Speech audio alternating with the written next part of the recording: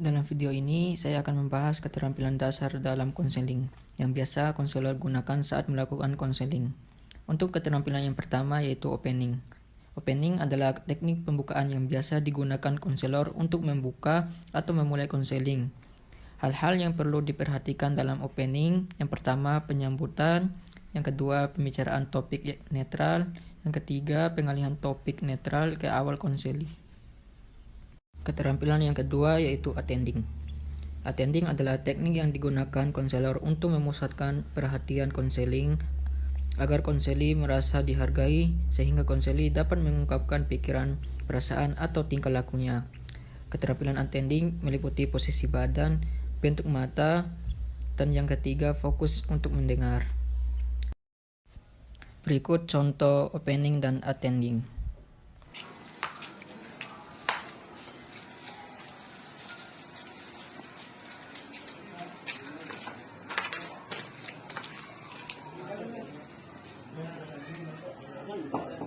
Assalamualaikum. Waalaikumsalam. Rakan, silakan masukkan. Silakan duduk ya.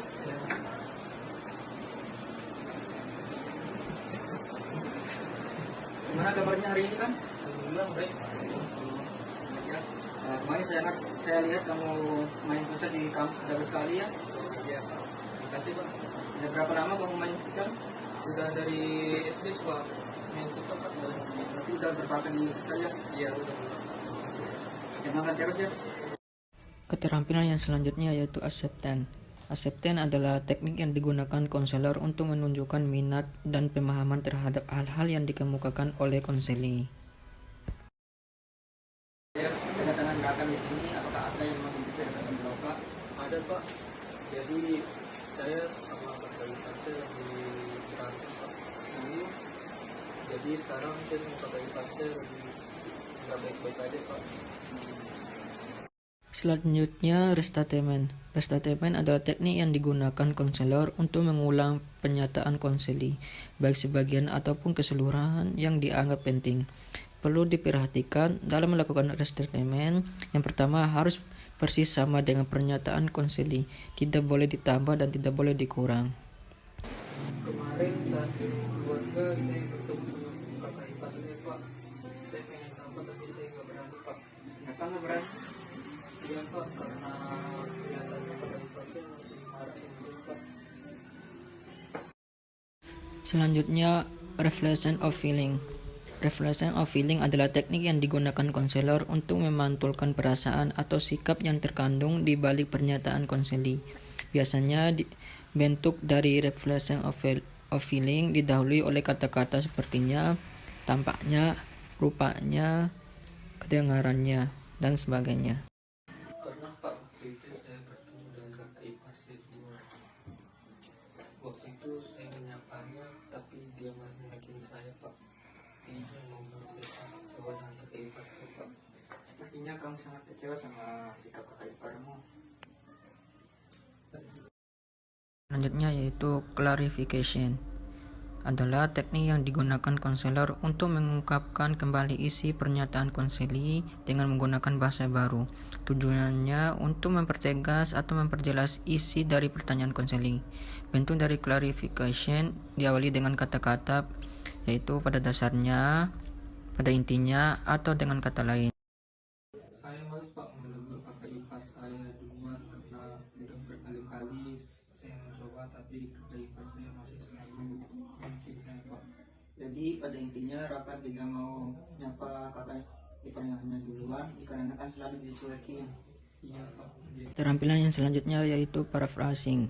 Adalah keterampilan atau kata-kata yang digunakan konselor untuk menyatakan kembali esensi dari ucapan konseli. Kemarin saya ketemu kakak ipar saya di video Pak, tapi kebetulan kakak ipar saya mau ke wajahnya. Padahal saya yakin kakak ipar saya pasti Pak. Jadi Rakan beranggapan bahwasanya kakak ipar Rakan pura-pura tidak menyenangkan. Selanjutnya yaitu structuring. Adalah teknik yang digunakan konselor untuk memberikan batasan agar proses konseli berjalan sesuai dengan tujuan. Ada 4 bentuk dalam structuring. Yang pertama, time limit. yang kedua problem limit, yang ketiga role limit, dan yang keempat action limit. Saya ada masalah Pak sama kakak ipar saya, jadi saya mau cerita sama Bapak. Bagus sekali kan kamu mau cerita sama Bapak.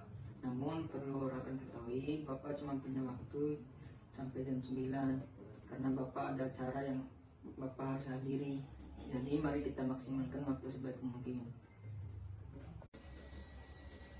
Sebenarnya masalah gagal itu saya juga sulit fokus di dalam kelas Pak. 1 jam berlangsung, saya susah untuk mengerjakan artinya dengan baik Pak. Jadi solusinya gimana? Jadi dari masalah yang Raka ceritakan ke Bapak terdapat dua masalah. Yang pertama masalah dengan kakak ipar Raka, terus yang kedua masalah sulit fokus. Jadi Rakan ini mau menjelaskan yang mana dulu? Sebenarnya ini Pak, Rakan tidak perlu khawatir. Apa yang Rakan bicarakan sama Bapak itu menjadi rahasia kita berdua. Jadi pembicaraan kita ini hanya kita berdua yang tahu. Bapak jamin sama Rakan, pembicaraan ini tidak akan bocor dari siapapun. Dan yang selanjutnya yaitu lead atau leading. Lead atau leading adalah keterampilan untuk mengarahkan pembicaraan konseling dari satu hal ke hal yang lain secara langsung. Keterampilan ini juga disebut sebagai keterampilan bertanya karena dalam penggunaannya banyak menggunakan kata tanya. Ada dua jenis lead. Yang pertama lead umum dan yang kedua lead khusus. Berikut adalah contohnya. saya pernah bertengkar sama kakak ipar saya Pak sebulan yang lalu. Coba ceritakan bagaimana kejadiannya. Saat kejadiannya siapa aja yang ada di tempat? Di sana cuma saya dan kakak ipar saya aja Pak. Yang selanjutnya yaitu silence. Silence atau diam, yaitu suasana hening, tidak ada interaksi verbal antara konselor dan konseli. Dalam proses konseli, tujuan dari silence adalah memberikan konseli istirahat dan mengorganisasi kalimat-kalimat yang akan diterapkan selanjutnya. Selama ini saya diam aja Pak. Ketika bapak saya memukul, ibu saya itu selalu berkata bahwa sebagai anak harus patuh pada orang tua. Tapi itu dulu Pak, sekarang saya ingin membela diri saya Pak. Saya gak ingin dipukul terus Pak. Keterampilan yang selanjutnya yaitu reassurance. Reassurance atau dukungan adalah teknik yang digunakan konselor untuk memberikan penguatan atau dukungan terhadap kalimat-kalimat positif yang diutarakan konseli. Semester ini adalah semester yang mengecewakan bagi saya Pak, karena saya sadar di semester ini saya malas belajar. Mulai nanti saya akan belajar dengan sungguh-sungguh, bukan hanya nanti saja, tapi seterusnya. Meskipun tidak ada ulangan, saya akan tetap terus belajar Pak. Bagus sekali kalau kamu mau belajar nanti. Terus belajar walaupun tidak ada ulangan, Bapak yakin di semester yang akan datang kamu akan lebih baik dari semester yang ini. Yang selanjutnya yaitu rejection. Rejection yaitu teknik yang digunakan konselor untuk melarang konseli melakukan rencana negatif yang akan membahayakan dirinya atau membahayakan orang lain. Ada dua jenis rejection. Yang pertama rejection secara halus dan yang kedua rejection secara terang-terangan atau secara langsung. Kemarin sahabat saya Fadel menghampiri saya. Dia bilang kalau dia gak mau temenan lagi sama saya. Saya sakit hati Pak, kenapa Fadel sejahat itu sama saya. Mungkin Fadel pikir saya gak bisa nemuin sahabat selain dia. Saya akan membuat teman-teman Fadel benci sama dia, dan saya akan membuat Fadel tidak punya teman lagi di kampus. Coba kamu pikirkan matang-matang sebelum kamu lakukan hal itu. Tampilan yang selanjutnya yaitu conversion. Conversion adalah teknik yang digunakan konselor untuk menunjukkan adanya kesenjangan dalam diri konseli. Saya benci sama dia Pak, padahal selama ini saya berharap banyak sama dia. Tapi apa yang saya dapat dari dia Pak? Dia menyebarkan Pak. Saya ingin sekali marah sama dia. Apakah Raka siap kehilangan teman Raka? Belum Pak, saya belum siap kehilangan teman-teman. Tadi Raka berkata bahwa Raka ini membenci tindakan, tapi tidak juga kapan mendengar menerapkan tidak siap dengan tindakan. Maka jelaskan bagaimana bisa seperti itu.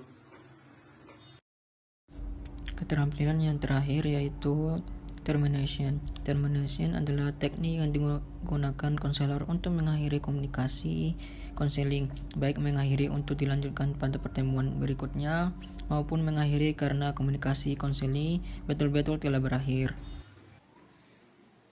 Baiklah rekan, sekarang waktu sudah menunjukkan jam 9. Sesuai kesepakatan kita tadi, kita akhiri sampai jam 9.